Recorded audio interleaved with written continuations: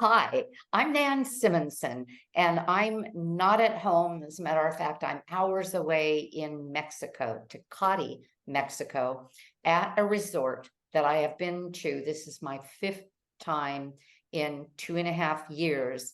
I I'm not rolling in money and therefore throwing it into a week at a time here again and again and again. It is a bit pricey, but it's a magnificent place.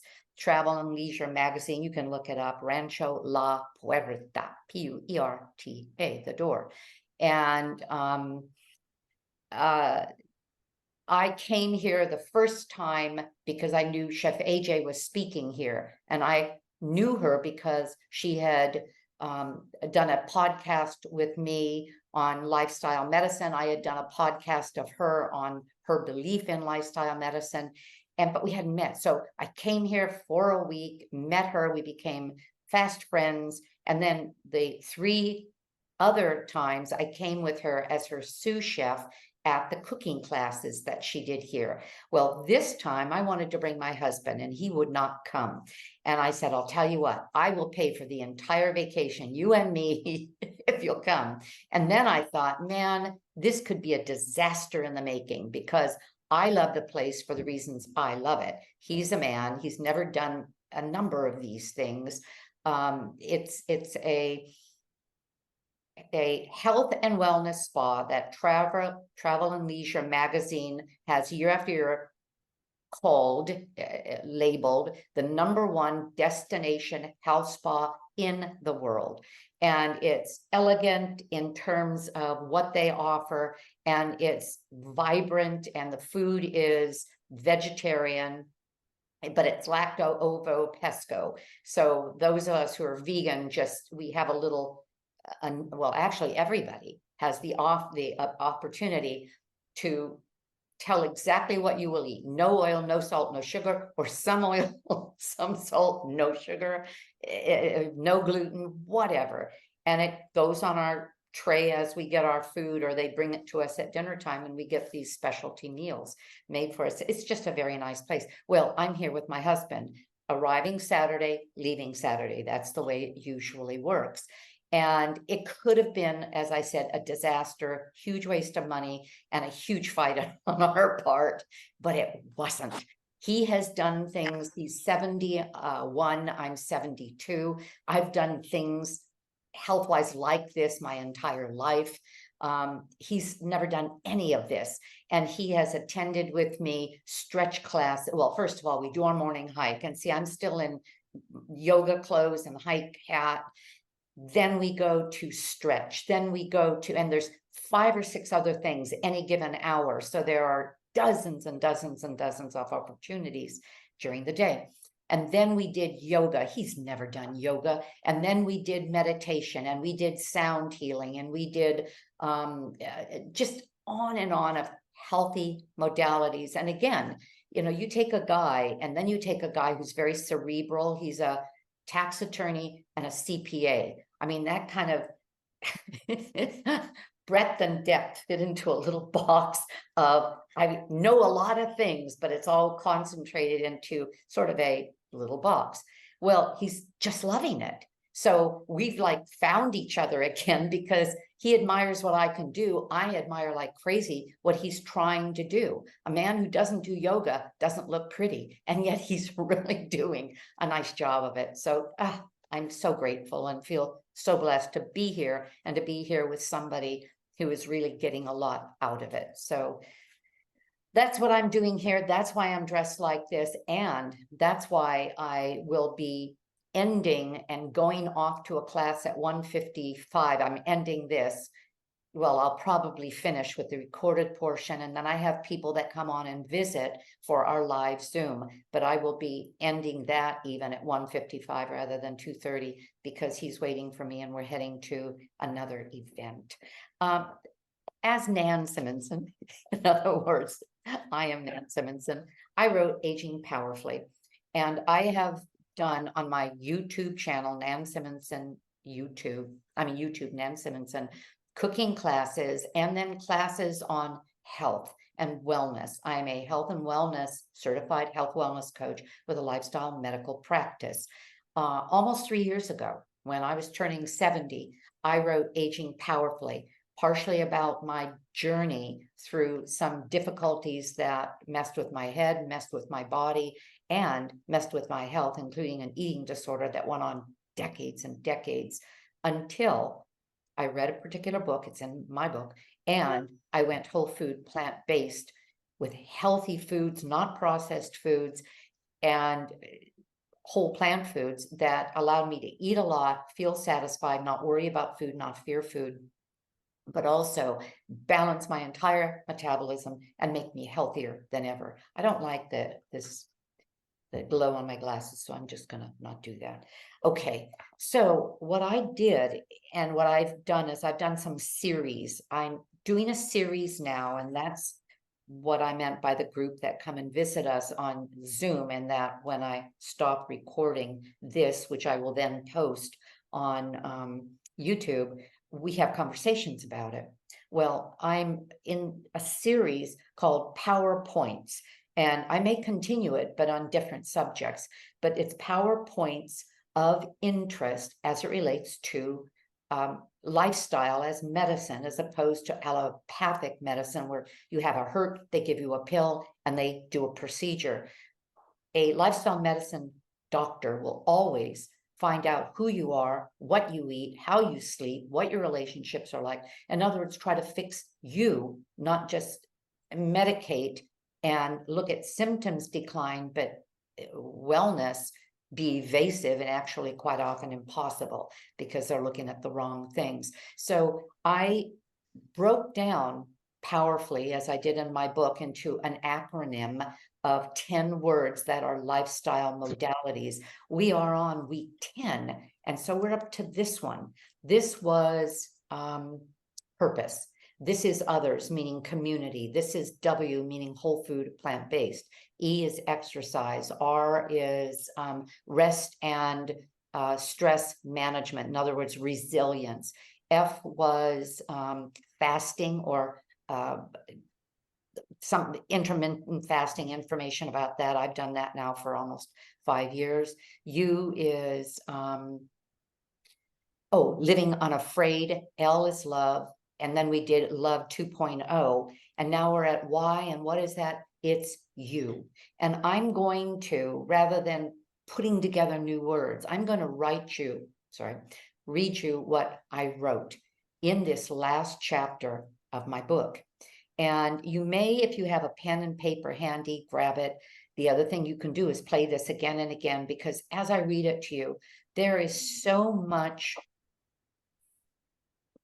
to these words. You can take any one of the 11 recommendations and break it into an entire 1-hour conversation of what would that look like? How could I achieve that? But just know that you can always go back. You can have the book and use it as a reference guide, which I think really makes sense. The first part of the read is memoir. The last part of the read is these lifestyle modalities that are a reference to lots and lots of things that you can do to strengthen your life and your health, give you the ability to age powerfully because of your own decision-making power to make a difference in your life. So age or power, the power of you is chapter number 19, and I will begin my recitation. The only person you are destined to become is the person you decide to be. I'm going to read that again. The only person you are destined to become is the person you decide to be. In other words, you can view your life in a way, using belief, using the power of you, to end up being where you want to be, far beyond where you would be if you couldn't envision it. And then we'll break that down and talk about ways to make that happen. And that was Ralph Waldo Emerson. Another one, be who you are and say what you feel, because those who mind don't matter, and those who matter don't mind. And that is Bernard Baruch. You are special and you are perfect worthwhile, whatever it takes to make you shine. In other words, whatever you do to live you, to be you, is perfect. And we spend so many years, I know I did, trying to fix what I thought should be fixed because I was looking around and thinking that's what one had to do or be to be acceptable or valuable or find self-love. If you have lost your glow, be true to who you were meant to be. Embrace your weaknesses, your quirks, your brilliance, your sense of style, your individuality, and your possibilities, and play that up. Perhaps these words are easier to say than to internalize, having turned 70 almost 3 years ago.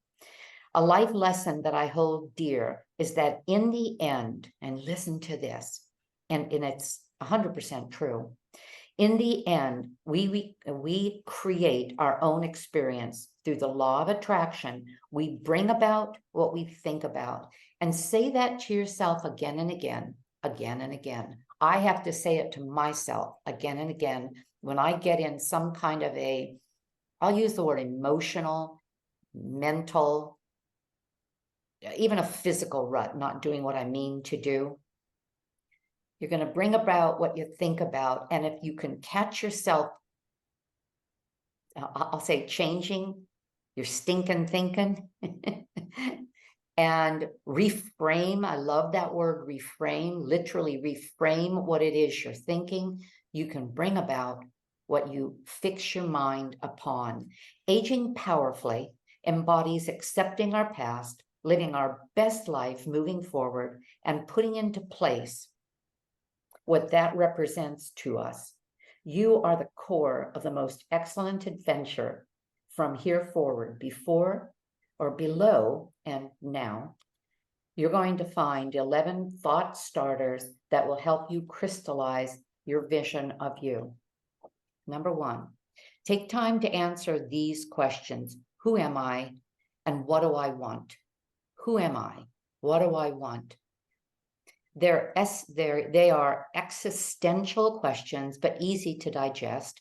Begin by looking at who you are, by making a list of your greatest strengths and any desires that you have built on those strengths. Then look at what more you want in life and take note of how you're already on the way there. Your goal is to applaud who and what you are and to have a destination you can embrace. Don't confuse old values and old and new ones. We're moving forward here, and in many cases with new insights. Be confident. This is number 2. Be confident. Before self-aware or become self-aware and strengthen your consciousness. Know what makes you feel good and what doesn't. Then construct the habits of doing what makes you better and avoid what makes you worse. Construct habits. And that's such an important part of moving forward in our life. And that is what we get in the habit of doing, which we can undo by changing or amending habits. Number 3, take time to list what you are really good at and passionate about. Honor yourself for marrying the two, be it a hobby you adopt, a class or certification program you undertake, or a new venture that you launch. Let your special light shine. I'm going to admit something to you that's a bit embarrassing for 2 reasons. One, because I wish I was better than that. But the other, because it was a pretty nasty thing to do. Okay, I remember back when I was 9, 10, and 11. We had no money. If you read my book, I was raised by a mother whose husband walked out on her, and a 2, 3, and 4-year-old married somebody else and had a family with them. We had next to nothing. So we lived in apartments. Well, in apartments, you have trash cans, and they're usually those big dumpsters. Well, I used to go dumpster diving, and you know what I was looking for? I was looking for recipes. Isn't that crazy? I was looking for Sunset magazines. They were very popular back then. There was House and Garden or Home and Garden magazine. They had recipes. Sunday papers had recipes, those little flyer kind of home magazines in newspapers. All of those things. I collected those and I looked through them for recipes. I babysat. I began babysitting, I believe, at 10. That's the only way I could make any money and have any money for much of anything. And I would make the family things, and they all kind of got used to this. I mean, they got this pretty neat, I think, what were we getting back then? 25 cents an hour, maybe 50 by the time I was 12. I would make the family things, and they thought that was kind of cool if I was there long enough to do such a thing. So that part is embarrassing, the dumpster diving kid. And the other part that I don't even like admitting, because I have friends I admire, like Chef AJ, like Tammy of Not Made Notebook, like Drina Burton, who are consummate chefs, and they put recipes together. I don't do that. I have 200 and I don't know how many videos on my YouTube channel. I think I'm over 3,100 viewers now. And I have recipes. I have a new recipe every week, but you know what it is? It's a combination usually of a bunch of recipes that I looked at that I would then put together. In other words, I still, my husband even says, why do you do that? I have this big, I'll say pile, but it goes this way, of recipes that I save that I'm going to either get to or that I've made and I love, love, love. Usually it's a couple that I put together to make it mine, but sometimes it's not. You just look at my channel and you'll see me say, and for example, I just posted a wonderful, better than tuna salad. And that was a combination of my changes to somebody else's recipe, and I gave credit to them. So in other words, I'm still dumpster diving. Isn't that wild? I'd love to say, oh, no, no, no, that was all mine. I made it up all by myself. It just isn't true. So that's what we're talking about here. I was 10 doing what I am doing 60 years later. See, we have a gem from early on that we need to polish in many cases and stop ignoring. Be confident, become self-aware and strengthen your consciousness. Know what makes you feel good and what doesn't. Then construct the habits of doing what makes you better and avoiding the ones that make you worse. That's what I had just read, and it's, again, the habits. Take time to list what you are good and passionate about. Honor yourself for marrying the two, be it a hobby or that you adopt, a class or certification program you undertake, or a new venture that you launch. Let your special light shine. Again, the example I just gave you. 4, your previous choices and behavior, although impactful, do not define who you are, nor need they affect you or affect who you're transitioning into as you age more powerfully every day. Stay steadfastly fixed to who you are and on where you are going from this day forward. 5, focus on change and growth with your eyes or with the eyes of a child. Try new things and take on challenging tasks, repeating to yourself the whole time, I've got this. Get a little wild. Wear your sequins with your high top tennis shoes. Let yourself be unpredictable and a bit mysterious. The point is to let a part of yourself shine that you may heretofore have kept shrouded. 6, the things you say to yourself matter. What you think about yourself will result in your becoming that person. Use your mind to frame your thoughts in a positive way. Make it a daily habit of catching yourself doing something right. Take a bow and applaud yourself. I was in sales for decades and decades. My son was 3 months old when who had always worked, well, clearly from when I was a kid, wasn't working because I think I stopped working at my 8th month of pregnancy, and he was 3 months old, and I was kind of getting antsy. And I went to a Tupperware party, and the lady said, oh, you could have the freedom to go out for a couple of hours and make money and do fun things. And I loved cooking, and I knew well what to do, how to prep, how to store, how to recreate meals, etc. So I joined, and that was in 1978. He was born 77. I joined the beginning of 78. And I didn't retire from Tupperware in 2000 until 2003. I right away became a manager, drove a company car, could lead a team, could sell like crazy. Why? Because I believed in the product, what it did, and I could sell thoughts and ideas. I'm dyslexic, I have ADHD, I can't do math, and I can't keep things straight. So my husband did the invoices because I couldn't. In other words, this story is, you find out what you shine at, find a way to make it work, because this person who couldn't do so many things was able to build a top Tupperware team. Because of that, they offered me my own franchise, which was basically it was the Tupperware store. And for nearly 20 years, that franchise was one of the tops in the nation, became one of the tops in the world. We sold millions of dollars worth of product. And when we retired with the money that basically kept me comfortable when my husband passed away 5 years later. 40 years of marriage, and he passed away from esophageal cancer. But financially, I wasn't left with nothing. Why? Because I'd been a Tupperware lady. Well, more than that, we were called distributors at the time.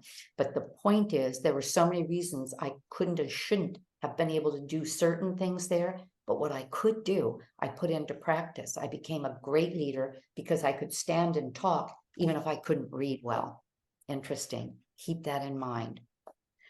5, focus on change and growth with the, I already did that. I think I've repeated myself a couple of times here. I'm sorry. 6, the things you say to yourself matter. What you think about yourself will relate or result in your becoming that person. Use your mind to frame your thoughts in a positive way. I'm repeating myself. Take a bow and applaud yourself. 7, believe strongly in yourself and never give up, regardless of where you come from, how you were treated, or how you've treated yourself. See the star that you are. Hold your head high and put your shoulders back. When you look in the mirror, see all the beauty there is and the unique attributes that constitute your glow. Be your own best friend and hero. 8, let a part or all of your wardrobe take on a persona of its own. Persona. Craft it to make a statement about you, one that resonates with you or with who you are now and the way you see yourself. Show it off to the world. We had an interesting experience. One of the class, what do I have on here? The class that we took yesterday, and it's a 3-part class, and I'm not going to miss any part of it. No, 4-part class, is photography with an iPhone. Well, I photograph the things I make. I photograph a lot of things, and I look at my iPhone and I think, I know I can do better. And there's classes online. I've even signed up for them, but I can't seem to learn that way. It just confuses me. So we took this class, and Tim's really interested in it as well. So we both are there with our iPhones learning. Well, this couple that is probably 5 years older than we are decided, and this is what we're talking about as it relates to even clothes, to go to Burning Man. Now, Burning Man is in the middle of a desert. The desert has windstorms, so there isn't a Burning Man event that there isn't windstorms that covers everybody and everything with sand. They are master photographers, and with their iPhone, they went and photographed the entire event. Well, what was fun is they are rather straight-laced people, and yet they have photographs of themselves in these wild costumes because that was part of Burning Man. But if you think about it, we all can create wild costumes that allow ourselves to express ourselves differently. He came home one day and said, honey, we're going to go to Burning Man. And she said, I don't think so, but they ended up going. And she said it was one of the most interesting experiences of her life. In other words, we're just getting started in our 50s, 60s, 70s, 80s, and beyond. Okay. Number 9, do the same with a corner of your house. Make it a special place, a special space that embodies a side of yourself that isn't always on display. Maybe it's a little yoga area. Maybe it's a meditation area. Maybe it's an incense area. Maybe it's a stand on your head area. Maybe it's, you decide. Maybe it's where you paint. Maybe it's where you write poetry. But maybe it's not, or it embodies a side of you that's not always on display, but that the world should know about. Express your glorious individuality. 10, recognize that life is about what you make it. Why not make it magical, wonderful, beautiful, and maybe even a little strange? In some way, do something every day that thrills you. And I interpreted this to somebody recently because she said, what do you mean that thrills me? And I said to her, you know what? I go out every day and I exercise in some way. And lately, because my MRI that I just had done showed that my meniscus is shredded. It's called a complex tear, and it says multiple tears. And so I'm working around how I'm going to get around not having surgery because I don't want to, but the PT, physical therapist, said probably I'm going to. Doesn't matter, because the point is I can't run now. I did a half marathon, gosh, in October, November of last year. I'm in the middle of August right now, 23. And so I bicycle. Somehow I can bicycle without it hurting my knee. If I couldn't bicycle, I would swim. If I couldn't swim, I would do something. I really like to move, but I like to do it in nature. And that's where you get the magic. It can be the simplest thing. We were walking on a path here and sunflowers speak to me. I've read that from this book. And I passed a sunflower with the coolest background, and it was just another plant, but the plant was silver. The sunflower was golden with an orange middle, almost a rusty orange middle. Fabulous flower. That to me was magic. Find magic in anything simply by, again, reframing something that may be very, very ordinary. Let me make sure I'm not going to repeat myself. In some way, do something. Okay. And 11, embrace your power. Trust who you are and what you were put on this earth to accomplish. And I'm hearing here again and again, because this is a very spiritual place. It was founded over 80 years ago as a health and wellness spa, and people used to have to pay to come bring their tent, put up a tent, and learn the precepts of health. Anyway, and one of the things they talk about all the time is our spiritual selves. Let your essence well up inside of you and fearlessly, enthusiastically, and joyously move toward a clear vision of how you want to grow from here. Carry the banner in your special way and encourage those around you to make the choice to age with power. And as I said before I began this training part of our Zoom group, consider playing this several times and again and again. You know, I wrote this book, and there's more to this chapter, but that's all I'm going to read, because I want this to focus right now on you, on who you are, what you can do to find yourself in a situation where you feel compelled. It would take us back to the first part, purpose. You can find yourself evaluating who you are, what you are, finding a purpose in whatever that is, that just ignites you like an engine on fire. And it's all within our grasp. Sometimes we lose ourselves. Sometimes we just get things a little bit clouded. Sometimes we have emotional things that dampen everything that we see and feel. but we can find our way out of that by taking the time to, I'm going to say, just rehearse change. And that's why I was going to say, reread that chapter. I have reread my book. I wrote it in 6 months. It was a little less than 6 months. Began reading it at 69 and a half, writing it, and finished in time to get it published for my 70th birthday in January. And I've reread it and reread it. And there's so much that I'll read and I'll think, I forgot that. Because just like this chapter, how can you take all that in? How can you apply all that? How can you even translate it all to action? Well, next week, we'll talk a little more about taking powerfully that word and translating it more to action. What does that really look like as we live our lives? Those 10 precepts of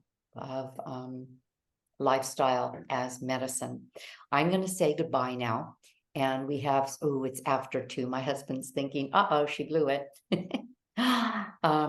I'll say goodbye to our people before I go. I won't just leave you hanging. But for this recorded portion, thank you for being here. Hope to see you next week, or look for our application of our power precepts. And take good care of yourself. Have a great day, because boy, I know I am. We'll see you next week on Tuesday if you're coming. And it will be 1:30 to 2:30 as we've done in the past. I'm going to end our recording. Bye-bye.